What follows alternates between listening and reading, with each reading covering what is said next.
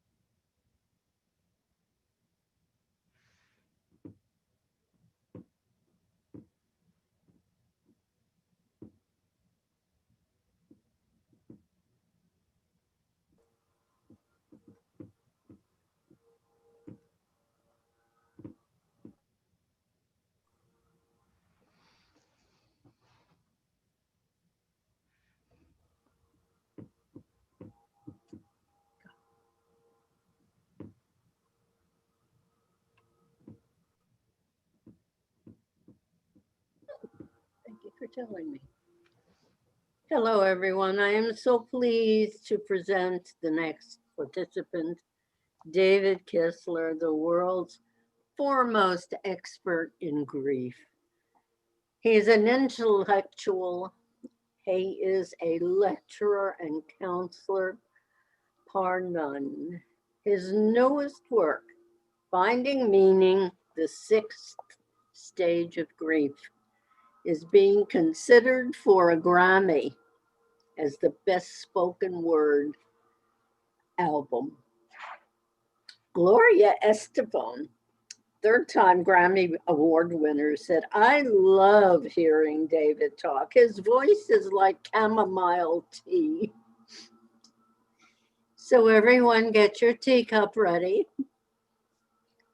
as I present to you David Kessler. Thank you so much, Shirley. I really appreciate being here. This is my second time that I feel honored enough to speak to your group. Shirley told me about this year's talk was virtual. She did not mention I'd be going on after Rabbi Young, which is not a good slot for a speaker. He has a hard act to follow. I really enjoyed his talk this morning. So I'm going to be talking about meaning in death and grief today, and sharing a bit about my newest work. So let me give you a little background first. Some of you may be more or less familiar with my work. I often think this is, at least for me, a career that I didn't choose, it somewhat chose me. And when I was 13 years old, my mother was dying in a ICU in the hospital. You had to be 14, I was 13, so that meant most nurses did not let me up to be with her. And at the same time that was going on there at the hotel across the street where we were was a shooting. It turned out to be, went on for 13 hours and turned out to be one of the first mass shootings in the US. So at a very young age, I experienced my mother dying alone without us able to be there in an ICU, as well as a tragedy such as a shooting that unfortunately was, while it was our biggest first one, it was not our last, as we all know now. So that really changed the trajectory of my life. And I was honored to work and study under Elizabeth Kubler-Ross and so many other people. I took her class when I was in community college, just a class on death and dying, and that got me interested in end-of-life care.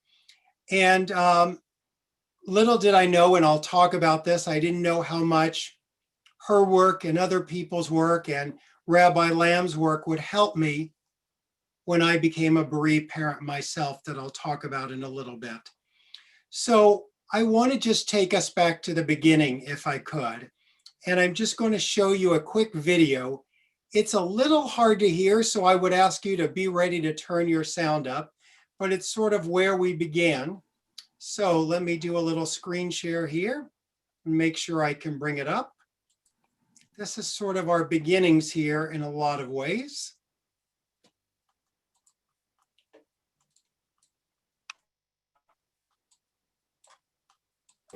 Well, really what I wanted to one of the reasons why I wanted to do this show, I don't know about you guys, I've said this several times this season already, is I think the purpose of death is to remind you how to live, number one. And I think that that's certainly one of the purposes. And I think that for all of us, we're, grieved over Princess Diana. For those of us who are in, my age range and otherwise, I think it was a reminder that nothing is promised. Life is not promised to us. And to think about how you want to live your life in the moment every day. And I wanted to talk to somebody who knows a whole lot about that, the inventor, the creator, actually, of the hospice movement, Elizabeth Kubler-Ross. And she was in preparation for dying herself. So the death and dying lady was getting ready to die. But I went out to Arizona to talk to her and found out that she's not so keen on dying right now. She's not so keen on dying right now. I walked in expecting to find her, like, dying. And she said, well, she's kind of iffy about it right now. Take a look.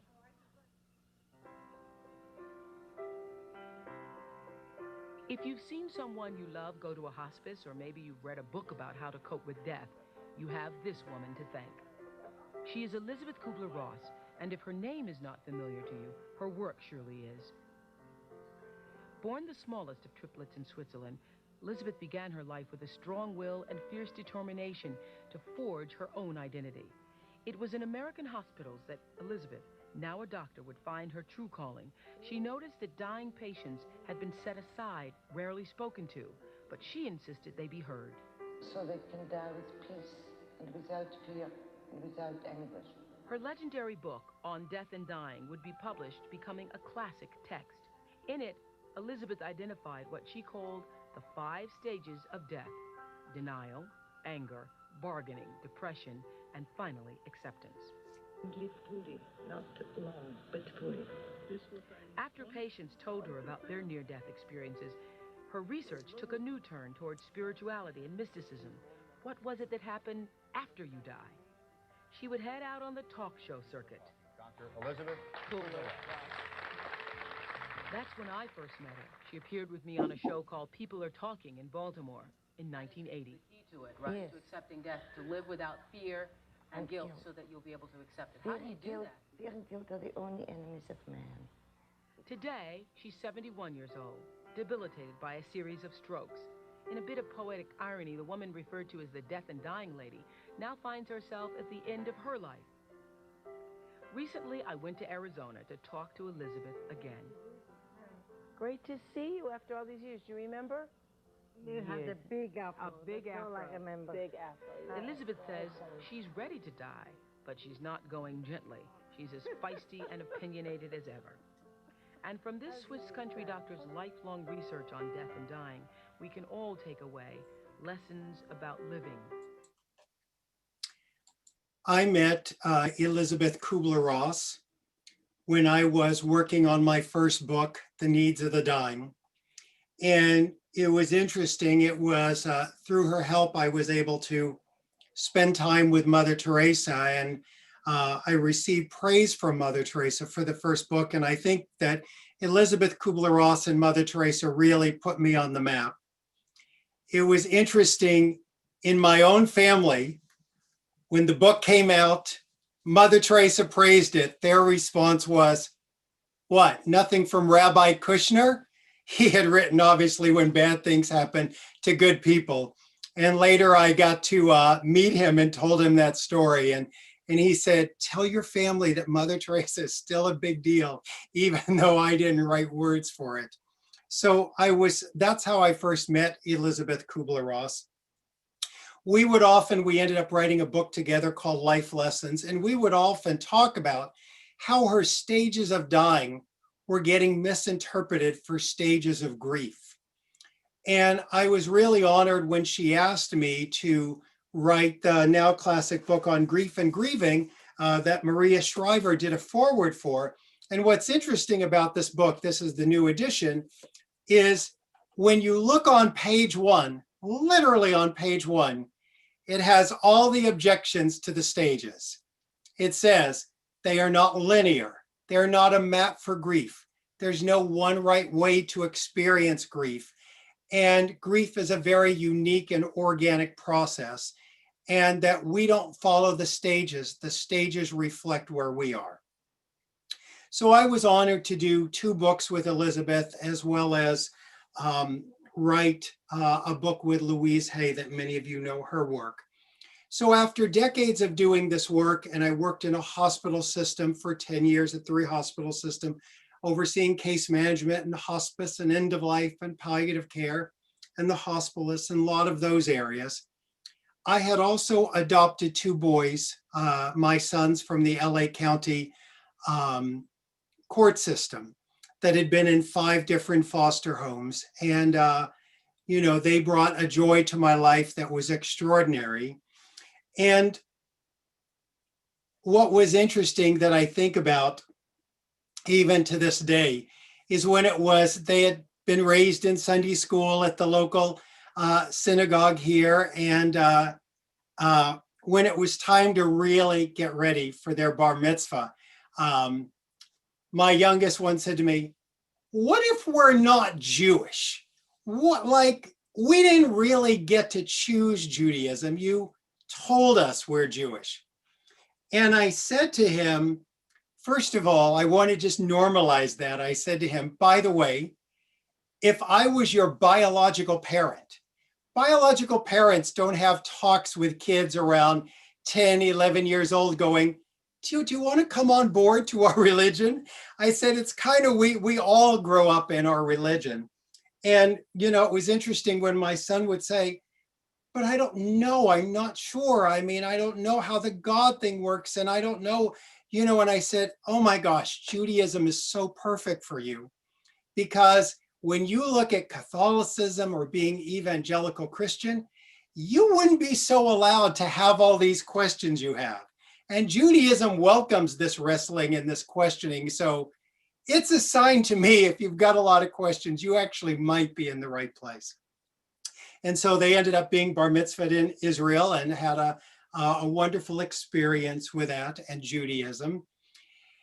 And, I certainly knew about the trauma they had dealt with, and I felt like, but love would conquer all. And unfortunately, my younger son, David, after his 21st birthday, died unexpectedly. And I was thrown back into the epicenter of grief myself. It's one thing to teach about this. It's another thing to feel it. And I had certainly felt it as a child, but I had forgotten the excruciating pain.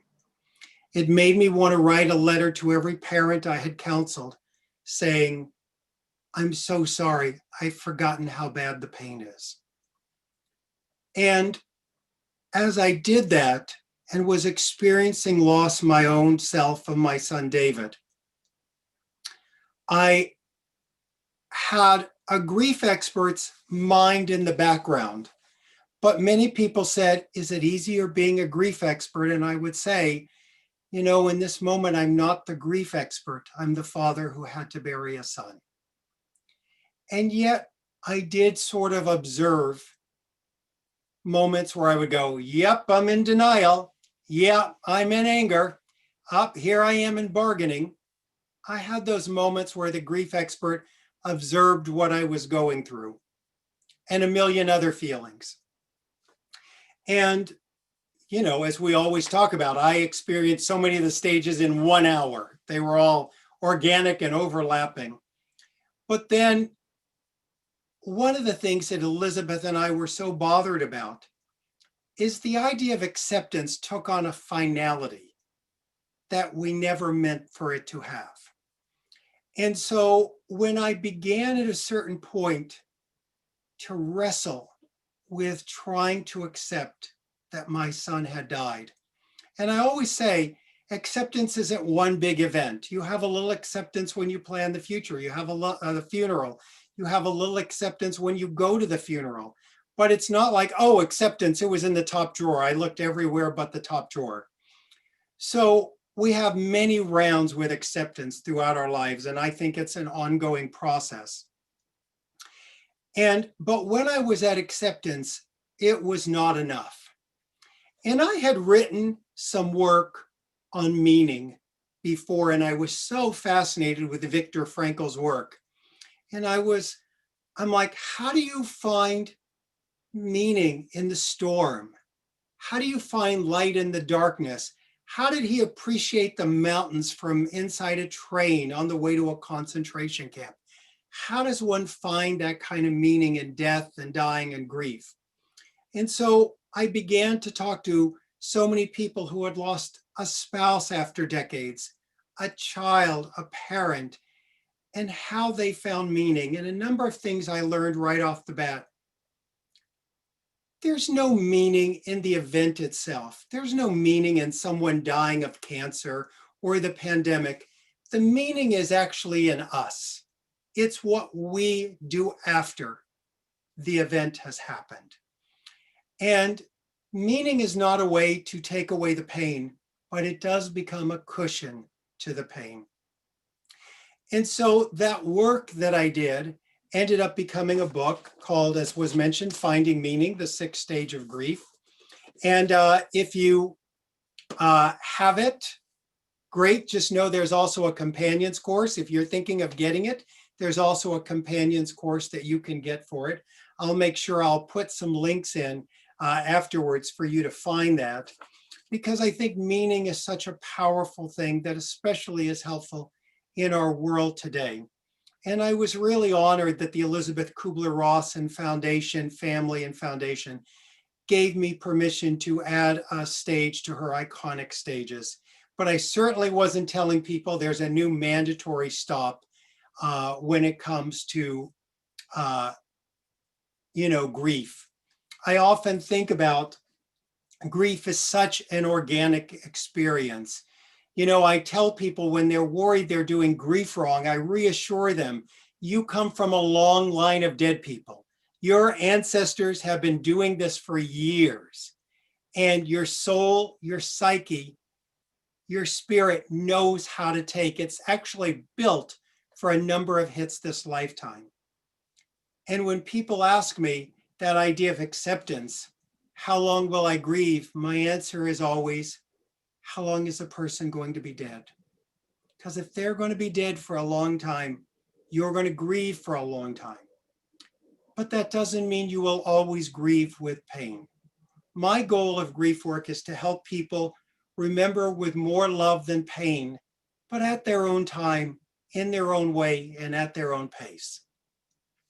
So when we talk about this idea of grief being such an organic experience, I have to think about the concept of death and dying. So it was so important to Kubler-Ross as my mentor that I have books on death and I have books on grief, because of the concept that the death shapes the grief. The death shapes the grief. And that's why I wanted to make sure, even in the new book, Finding Meaning, I had a chapter on end of life and palliative care and hospice and how the death shapes the grief. So when we talk about this idea of the death shaping the grief, I think about it this way. I think about this idea of, first of all, if someone has a meaningful death, their family's more likely to have a meaningful grief. If someone, on the other hand, has a more complicated death, they're going to have a more complicated grief that their family may deal with. Now, the moment you hear the death shapes the grief, a meaningful death brings about a meaningful grief, or a complicated death brings about a complicated grief. That's what our work is, to make that death as meaningful as possible. Death is never going to be a good thing in our life. None of us want that. And we certainly don't want the grief that follows. You know, I talk to people about some of the rituals in Judaism that are so important. You know, that idea of putting dirt on the grave with a shovel that's backwards. It's that concept that, you know, we have to do this, but we're reluctant to do this. And we don't want to do this. And we may not be good at doing this, but we know we must do this. So this idea of the death shaping the grief, I think about in my lectures back in the physical world, remember that? I think about my lectures, how there would be someone on one side of the room who may raise their hand and go, David, our family was all gathered around. Our parent was on hospice. They had this type of cancer. We were all there. It was so profound and so meaningful. And someone on the other side of the room says, our father died of that type of cancer too. It was the most traumatic experience of our life. They died the same way, and yet one had an experience of trauma and one had an experience of meaning. And I think part of that is because we in our modern society are so separated from death. When I was a kid, we would be in the morning going to school. My parents were driving me to school, or we'd go to a park or a movie or something. And all of a sudden, we were stuck behind a hearse. On the way to school, we're stuck behind a hearse. When was the last time you were stuck behind a hearse? It doesn't happen anymore in our modern world. The hearse only goes from the chapel to the graveside. The dead move around our cities in white unmarked vans. And because we don't see death, we don't have this experience of it anymore. And I think about the idea of just when I was a kid, once again, watching the electrical lineman working on the power line and a funeral procession coming by and him climbing down and taking his hat off with respect, or seeing someone mowing the lawn and the funeral procession comes by and all of a sudden they turn off their mower and go to the edge of the street and put their hand over their heart. We don't have those modern experiences anymore. And grief gets passed down through generations. So if you work in end of life, hospice, palliative care, I just want you to know not only is your work impacting the dying person and their family, but generations to come. So I think it's so important. Now, obviously, when you hear that idea of, you know, the meaningful death impacts the meaningful grief and complicated to complicated, there's some deaths we're not going to have any power to make them more meaningful when they're occurring. You know, a death by suicide can be hard right away to find any meaning afterwards. A death by overdose, by a tragic accident, by a shooting, those are so hard. You can't really do a lot to make meaning in those except try to prevent them. But once again, the meaning is what we do after. So I want to talk about, what does meaning look like? Meaning can be a number of things. First of all, we're always meaning making. You know, we talk about post-traumatic stress so often, but really what I'm talking about is post-traumatic growth. And post-traumatic growth occurs actually more often than post-traumatic stress. So making meaning can be your identity is changed because of knowing that person. Your relationship with others are changed. You have a changed outlook on life. Maybe you experience growth. It can be finding gratitude for the time you had with that loved one. It can be a way to commemorate them. It can be maybe you realize the brevity of life and how can it be a shift for you to change your life to make it more meaningful. You can be changed by knowing them. You can be changed by their death. Maybe you want to make the world a better place so others don't die the same way. Maybe you want to make this their death to impact others in such a profound way as to help other people. I want to read you some of the guidelines that I put in here for meaning. Don't worry, I know it's scary when an author picks up their own book, but I'm just going to read a short passage here. So, here are some thoughts that may guide you in your understanding of meaning. 1, meaning is relative and personal. 2, meaning takes time. You may not find it until months or years after loss. I think one of the surprises about the book coming out is so many people would come up and go, I'm trying to get to the meaning and all that. And I would go, you can't go around the pain. I say, get the book. It's going to help you deal with that pain, but you're not going to be able to go around the pain. 3, meaning does not require understanding. It's not necessary to understand why someone died in order to find meaning. I think about the woman who started MAD, Mothers Against Drunk Driving. Her daughter was killed by a drunk driver. And she has gone on to start this amazing organization that's helped thousands of people. And yet, it's still, for her, she's never going to understand why her daughter died. And 4, even when you do find meaning, you won't feel it was worth the cost of your loss.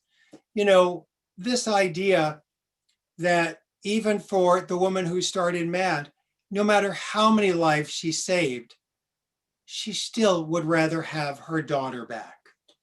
And then number 5, and this one's so important in our modern world. Your loss is not a test, a lesson, something to handle, a gift, or a blessing. Loss is what happens in life. Meaning is what you make happen after the loss. And 6, only you can find your own meaning. And 7, meaningful connections will heal painful memories in time. So those guidelines I've seen can really help people as they're dealing with experience of grief this lifetime. Most of us are not going to find large-scale meaning. We're going to find meaning in the moments. We're not going to start big charities or 5K walks or foundations, but we are going to have meaningful moments. One of the stories I think about from the book is a woman who went into the local post office and she wanted to get forever stamps. She brought out, the postal worker brought out a big book and said, do you want flowers? Do you want love? Do you want flags?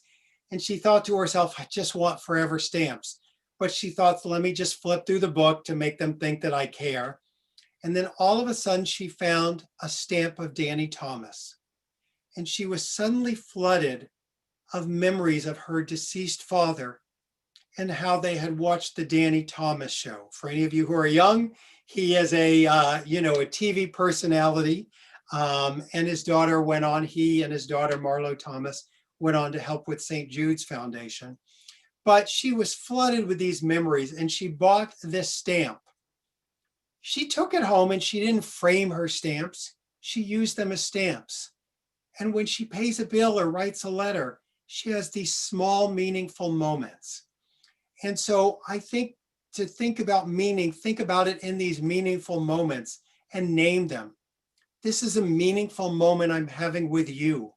My hope is that something I say might impact you and have meaning, and you might pass that along to someone else. That makes it meaningful for me right here and right now. Sometimes we don't think meaning can be found. And I think people who don't have a sense of meaning can have a harder time grieving. people become wounded from loss, and they often say they remain stuck, and that's the word they use. Stuck comes in many forms. It can be sudden weight loss or weight gain, or addiction getting worse, unresolved anger, inability to commit to a relationship. And if we remain stuck in loss, and we can get stuck in a million ways, we become dedicated to the loss. It becomes the focus of our life to the point where we lose all sense of purpose and direction. And I really hope that meaning can become that cushion that can help us. While of course we all know there's no timeline in grief, I think about grief in 4 distinct areas. When someone talks to me about their loved one, the first thing I say is, what's going on with your loved one now? Are they dying? When did they die? I want a time frame, and here's why. The first time frame I have is anticipatory grief. That is the grief that begins naturally before our loved one dies. When we get a diagnosis, we have anticipatory grief. Our parents might die. We know it might be getting closer to that time. Then after our loved one dies, we go into acute grief. Acute grief can be that first day to 9 months, a year. It's different for everyone. But the acute phase of grief happens and is ending when the person says to you, I'm just beginning to catch my breath. I'm just beginning to feel my feet on the ground. It's like their free fall in grief has ended. The grief isn't over, but the free fall has ended. Then they go into what I call early grief. Now, the interesting thing about early grief is if we went down to the local street and just said to people, when's early grief? Most people would say, oh, that would be the first week, the first month, the first 3 days, maybe the first year. I believe early grief is the first 2 years. And so much changes when people go, oh, there's nothing wrong with me, I'm in early grief. Then after early grief, we go into what I call mature grief. So one of the things that's interesting about grief is grief, unlike other things, is impacted by our assumptions. Let me explain what I mean by that. Let's take a medication. There's a medication called atenolol. Atenolol is a medication that lowers your heart rate. If you've got a heart rate that's just going too fast, you've got some issues with your heart, it needs to be slowed down, you might have an enlarged aorta, a lot of things happen. We need to slow your heart down a little bit. Atenolol will slow your heart down 5 beats a minute, depending on the dose, longer, etc., or how fast your heart is. Atenolol doesn't care about your opinion. Atenolol works whether you believe in it or not. Atenolol just happens and it works. Very unlike grief. Grief, on the other hand, is shaped by your assumptions.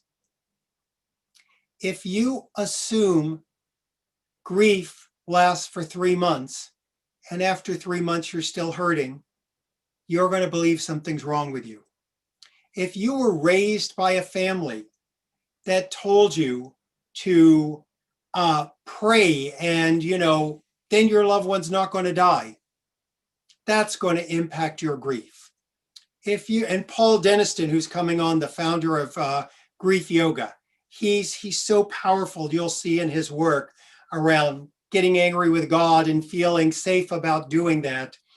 And so you're going to have a treat after me. And the other thing is this idea of if your family believes that grief is being weak or vulnerability is bad or tears are wrong or you got to suck it up or be strong, which means have no feelings, all that will impact your experience of grief.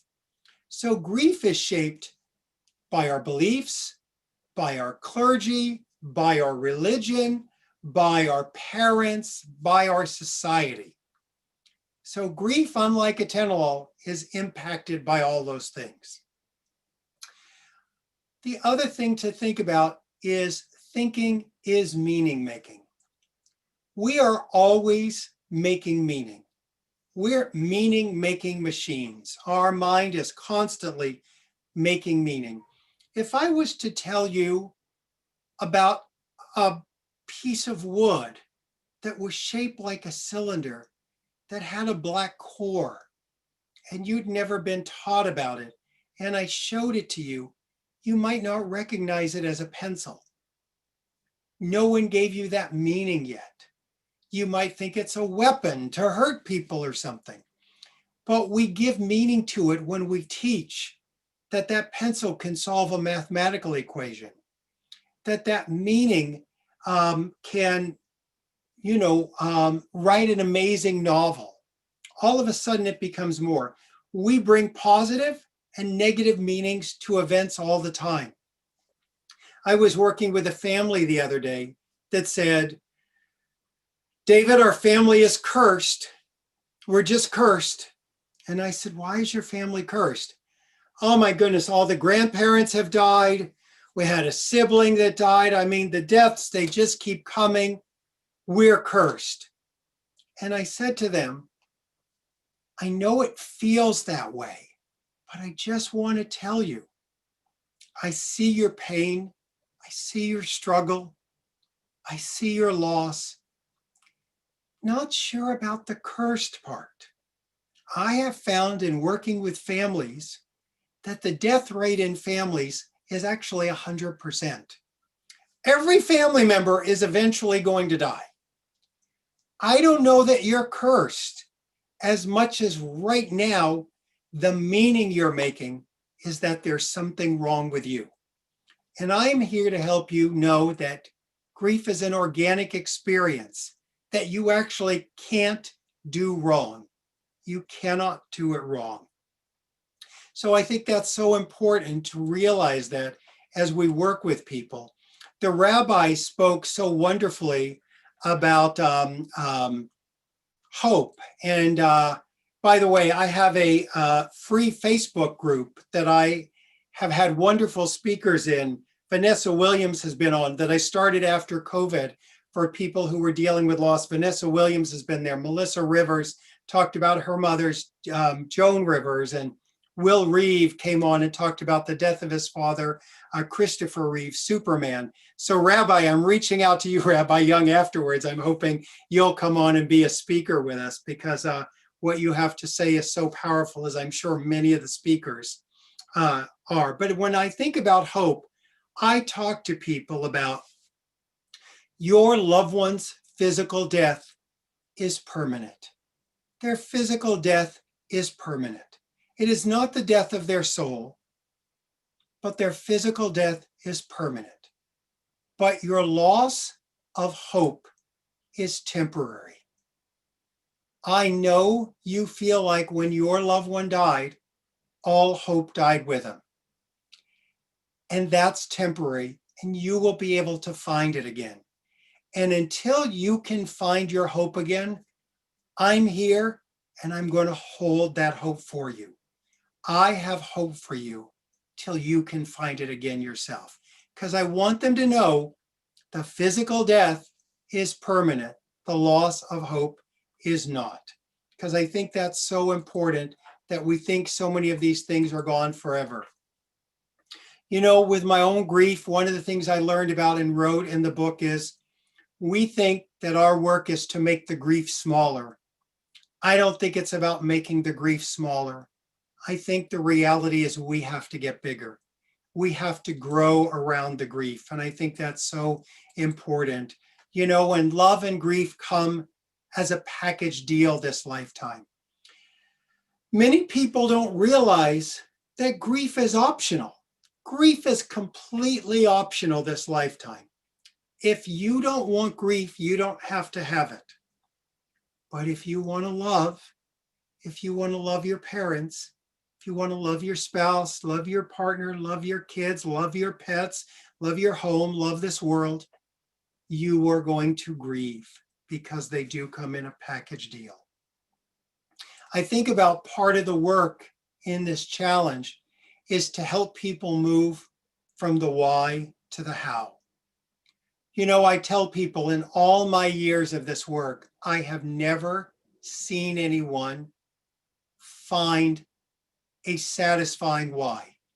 Most of the time, we have to learn to live with no answer to the why question. But I tell people in the acute phase of grief, put on your detective hat, ask the questions, pull the autopsy report. You get to ask about why. And then at a certain point, even if they got a lot of answers from the doctors, the autopsy report, I tell them it's never going to be satisfying. And so then our work becomes, why did this happen? To now that this has happened, how can we move forward? How can we move forward? How can we not only move forward, but bring our loved one with us? They live in our heart. We are never leaving them behind. They will live in our heart. And I think that's so important to people. The other thing I think about is we talk so much about delayed grief and pathologize that. I think delayed grief, denial in other words, is a positive coping emotion, is a positive coping mechanism. You know, if you're at war and there's no time to feel the grief, your psyche puts it on the shelf. If you're suddenly widowed and you have 3 kids and you have no time for grief, your psyche puts it on the shelf. And it will come back down when you're ready. No one ever says, wow, this is a good time for my grief to come back. But when it does, I'm very strength-based oriented. I'm not someone who says, well, it's because you didn't deal with it earlier. That'll teach you to not feel your emotions. I always say, it's because you have a stronger foundation, because you're ready now, because it's time. So I think that's so powerful. I was doing a talk at one point at UCLA for nursing and medical students. And it was so fascinating. What happened is one of the people in the audience came up to me later and said to me that they were from the School of Engineering. And he said, I'm 21 years old. I know I'm not supposed to be here, but my mother died when I was 16. I grieved, and I don't know what's wrong with me, but the grief is now back. The grief is now back. And I said to him, there's nothing wrong with you. We're going to have many visits with grief in our lifetime. The reality is, you grieved your mother then. You're going to grieve your mother at 21. You're going to re-experience that grief when it's time for you to get married. You're going to experience that grief when you have your first child. You're going to experience that grief again when you're the same age that your mother died at. That's how grief works. The other thing I want to mention that's so important is this idea of hanging on to the pain. A lot of times when I work with vets, they'll tell me, this pain is a badge of honor, that, you know, we fought together in the war and this pain is a badge of honor. And I'll go, you know, love is a stronger badge. Love of their family is a stronger badge. We have this sense that when we release the pain in its own time, in its own way, we will lose our connection. And I remind people that when you release the pain, you won't lose your connection. In fact, the reality is you'll be connected only in love. You'll then be connected only in love. You know, I'm still close to my mother who died over 45 years ago. And I connect with her with only love now, no longer with pain. But that connection is still there. People often have a sense of disloyalty. To live again, this idea of living again would be disloyal. To find happiness would be disloyal. And it's interesting, I think about in our modern world, we don't wear black anymore. And so many of you know and have studied yourself back in the day when people wore black when they were grieving. At a year, you didn't have to take the black off, but there was that moment that you were told it is now okay to live again. We don't have that moment in our modern society that people feel permission to live again. I think one of the other important things I want to cover is this idea of witnessing grief creates meaning. We're not meant to be islands of grief. We talk about mirroring neurons. You can go online and look up Edward Tronick's work with babies, and you can see the babies mirroring the parents, and the babies mirror the parent when the baby cries. When the mom cries or mom looks sad, the baby looks sad. When the mom laughs, the baby laughs.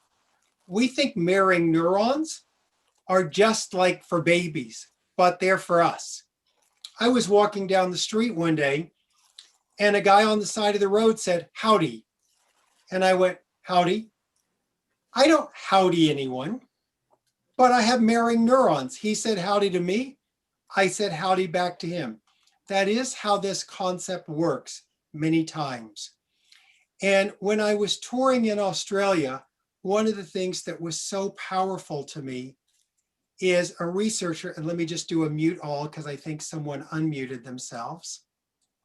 So let me do that real quickly. So just remember, if you are muted, don't have your mute on, please turn it off so we can hear each speaker without the background noise. I've made that mistake myself, so don't feel bad if you do it. We all do it in our new Zoom world.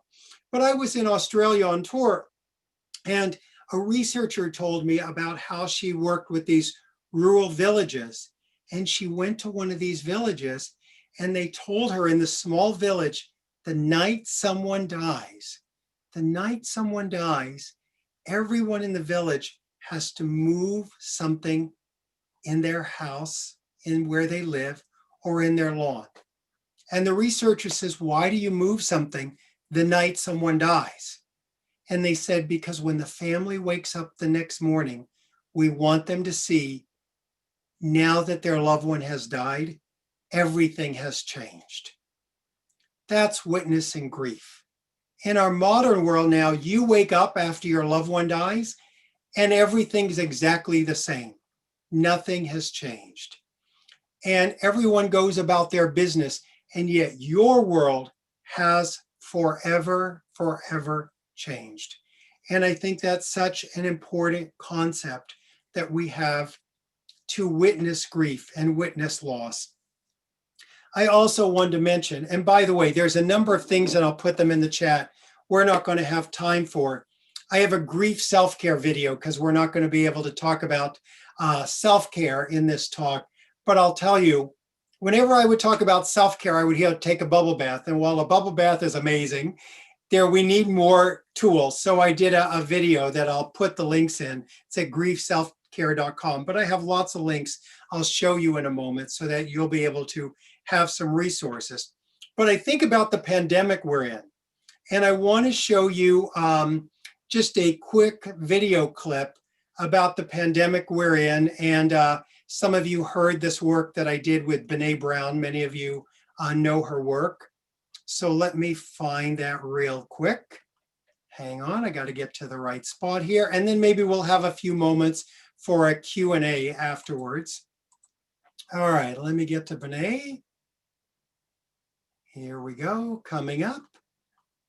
Give me 1 second. Let me put this on for sound. Okay, and here we go. Hopefully you'll see and hear this.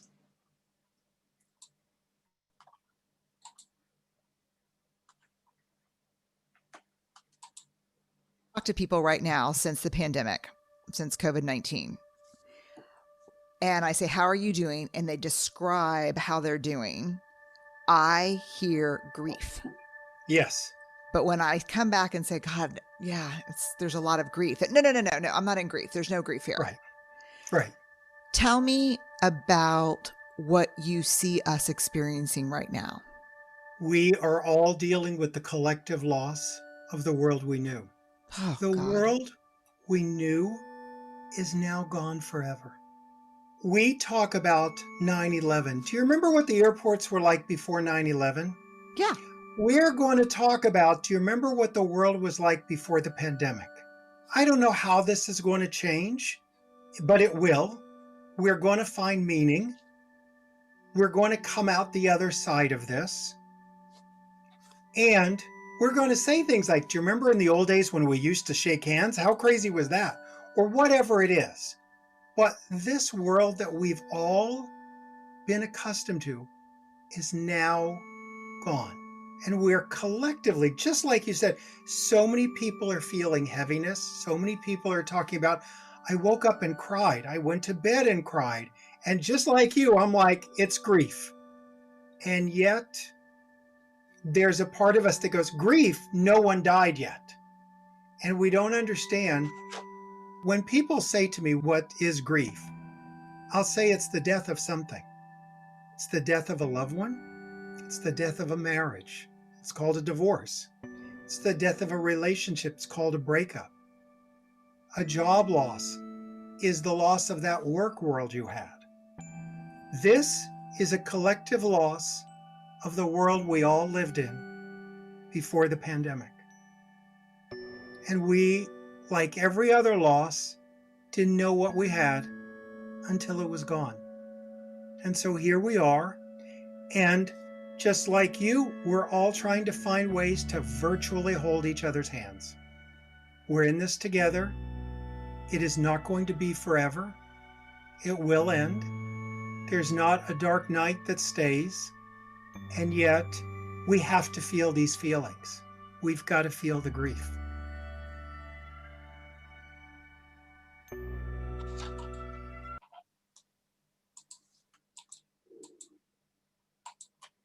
So as I think about this new world we're in, it's changed so much, and people often have trouble trying to figure out how to manage the grief with other griefs. And I think about it this way. There is, and let me put in the Skype, all those resources I wanted you to have real quick so I don't forget that, because I always forget resources.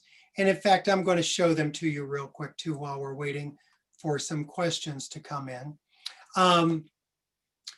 One of the things that I say is we have macro griefs and micro griefs. And that was from my podcast with Brene Brown, if any of you want to go back and listen to it.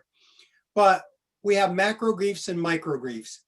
Obviously, a macro grief, in other words, big and small griefs, a big grief is a permanent loss, such as a death, a physical loss. There's other griefs in the world, job loss, as I mentioned, a wedding being postponed, things like that. What's interesting is I was talking at the beginning of the pandemic to someone who had a wedding postponed, and she was crying, and I was consoling her. And this was literally out on my street.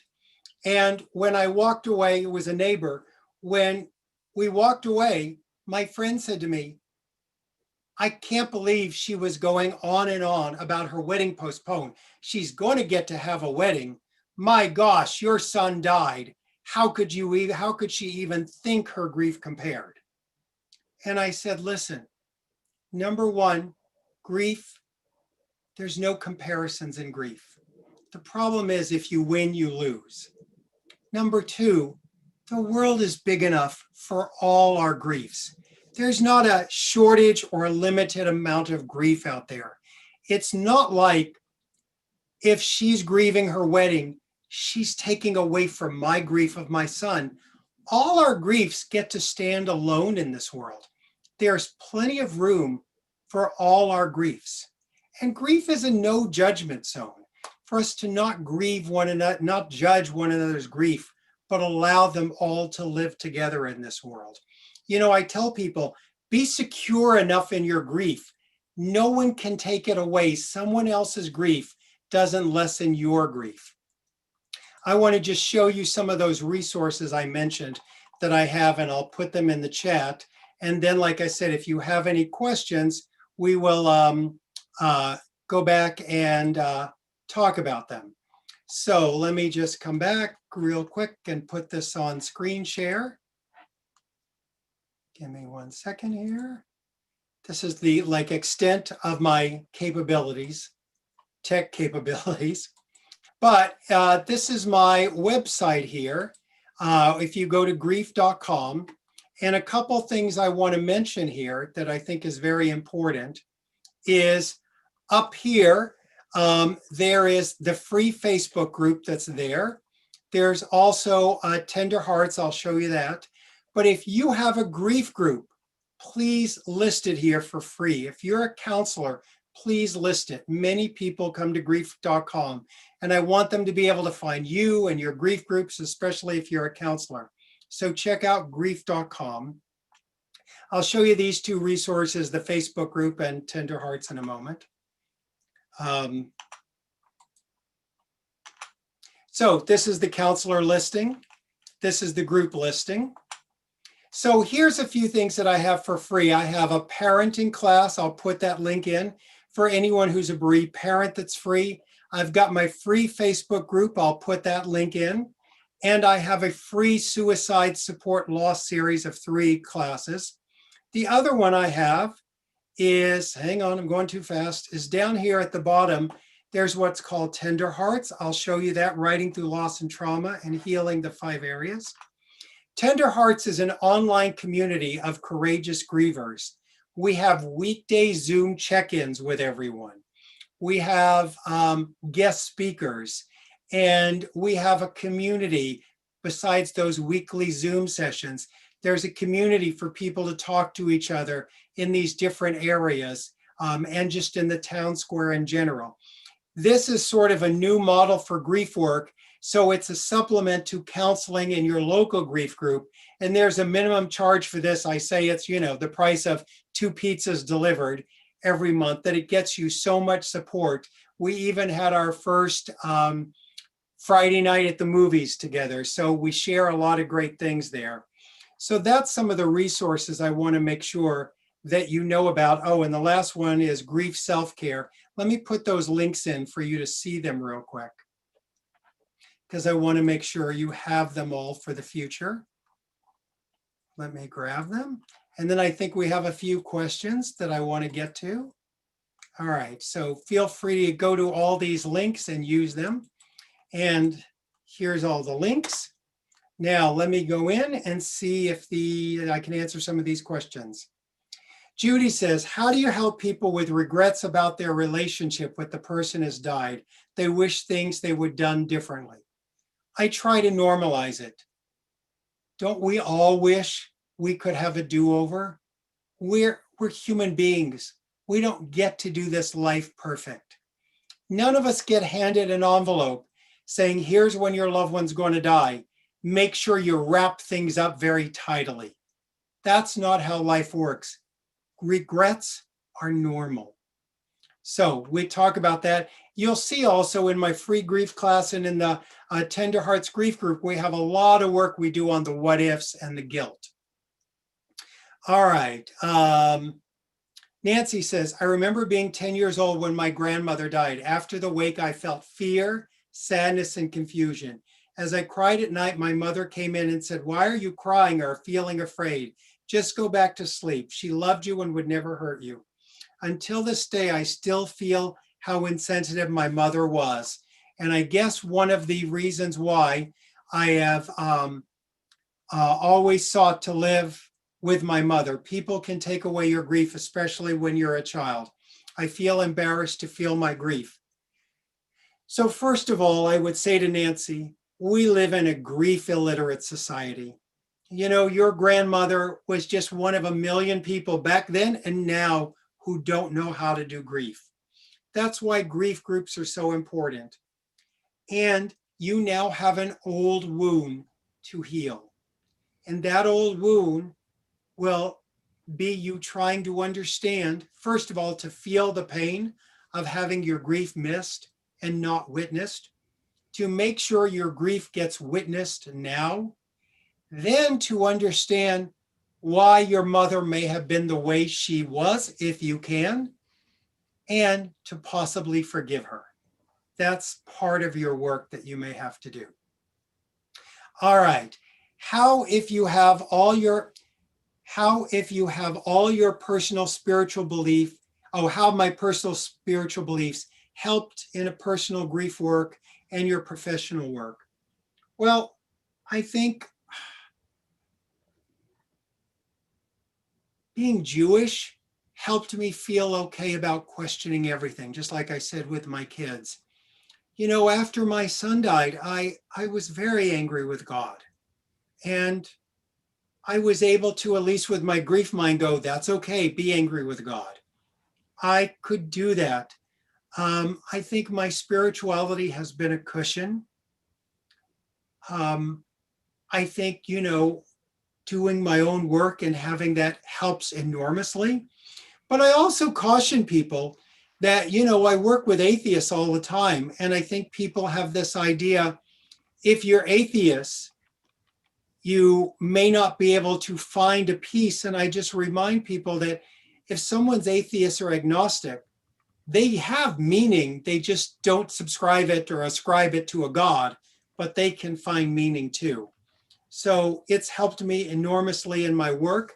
I'll tell you, I went to, besides, you know, I went to Hebrew College here in Los Angeles, but I also went to LMU. I learned Catholicism. I say I speak a lot of languages. I speak evangelical Christian. I speak Christian. I speak Judaism. I speak atheism. You know, it's important for me in my work to meet people where they are in their religion and to understand that and to try my best to be culturally competent, knowing I'm not going to do it perfectly, but I'm always going to keep learning. All right, let's see. Richard says, it's always a bit of a struggle when I speak to my family members who say they were such a good person. They didn't deserve to get cancer or other terminal illnesses. You know, Richard, that's why I love that number 5 rule that I read to you. This idea, this assumptive meaning that we give to the world that, you know, loss is what happens in life. Loss doesn't just happen to bad people. Loss happens to everyone. But somehow we got this belief that if you're good, something bad's not going to happen to you. And I remind people, we don't live in a world where everyone who was good lives to 100 and everyone who was bad died off at 20 and 30. We live in a world where there's some people who are 90, 100 years old that are just so wonderful, some that are not so good. There's people who die young that were just wonderful, some that weren't so good. That's one of those meanings we make up that's just not true when you look at it. So those people who say they were a good person, they're trying to comfort you, but they don't realize they're missing your grief when they say it that way. David, yes. There was a question that was asked earlier by Amy Bolton.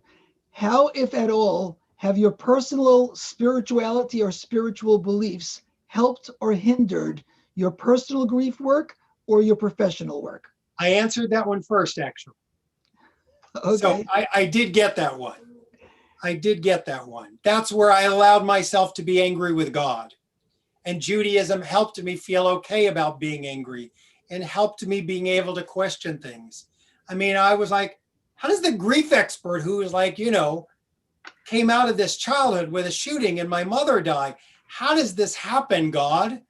And, you know, I realized this is a world where loss happens. You know, this isn't a world that somehow doing good is going to be an insurance policy from bad happening. I do good in the world because I sleep well and I want to reflect who I am.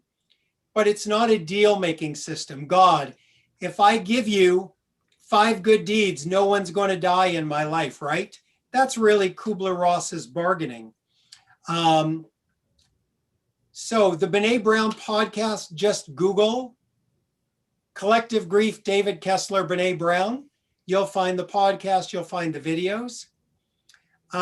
Kristen says, I find termination in grief counseling to be challenging. Grief never ends, but rather comes and goes throughout the lifetime. Do you have any tips for empowering a bereaved client to move forward in their life and not fear the termination process? I'm assuming you're talking about terminating the grief therapy. So I would say this form of support is ending, but your grief is not ending. And I hope our grief work has helped you to now bring your loved one forth into your future in your heart. You don't leave your loved one behind. They continue on in your heart. All right, let's see. Yes, Vitas has a number of support groups. Compasses has a number of support groups. A lot of the hospices have wonderful things. Petra, considering one may begin search for meaning as early as acute grief, is it okay to suggest finding meaning? Yes, I tell people if you're thinking about the book, don't think it's all about getting you to meaning. Most of the book is actually helping you deal with the pain of loss. It's helping you deal with the pain of loss. All right. How do you deal? What do you think can properly help someone who's stuck on denial? This often happens in hospice. You know, denial is a positive coping mechanism. When someone's in denial, I acknowledge that is okay. I tell them, of course you don't want your loved one to die. Of course you can't believe it.